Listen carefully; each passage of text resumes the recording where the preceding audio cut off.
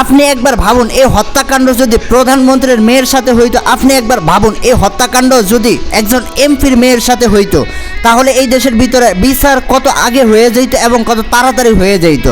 আজকে একজন গরিব মানুষের মেয়ের সাথে এই ঘটনা হয়েছে, এই হত্যাকাণ্ড হয়েছে, তাই আজকে বাংলাদেশে কোনো বিচার নাই। আজকে বাংলাদেশে বিচার নাই, বিচার হবে না। প্রধানমন্ত্রী তারেক রহমান সাহেব, যদি আপনার মেয়ের সাথে এরকমটা হইতো, আজকে বাংলাদেশে কী পরিমাণে যে বিচার হইতো এবং বাংলাদেশটা কত পরিমাণে উত্তাল থাকতো। একজন গরিব মানুষের মেয়ের সাথে এরকমটা হয়েছে মানে এই বাংলাদেশের গরিব মানুষ বিচার পাবে না। কত হত্যাকাণ্ড হয়েছে, তার কোনো বিচার হয়নি এবং তার কোনো বিচার এই জনগণ দেখতে পারেনি। তবে এখন বর্তমান সময়ে বিএনপি ক্ষমতায় আসছে, কত সুন্দর দেশ পরিচালনা হচ্ছে, তবে কোনো পর্যায়ে হত্যাকাণ্ড এই দেশ থেকে মানে উঠানো যাচ্ছে না। এবং একের পর এক এরকম যদি হত্যা হতে থাকে, তাহলে আমাদের যারা সাধারণ জনগণ রয়েছে, আমাদের কি পরিস্থিতি হবে?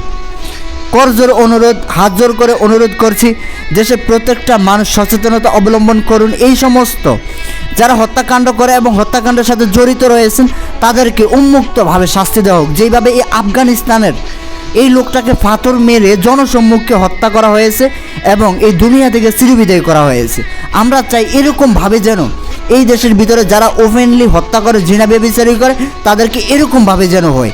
এখন বর্তমানে বাংলাদেশের মানুষের শান্তিমতো বাঁচতে চায়, একটু শান্তি মতন থাকতে চায়, এর বাইরে কিছু নয়।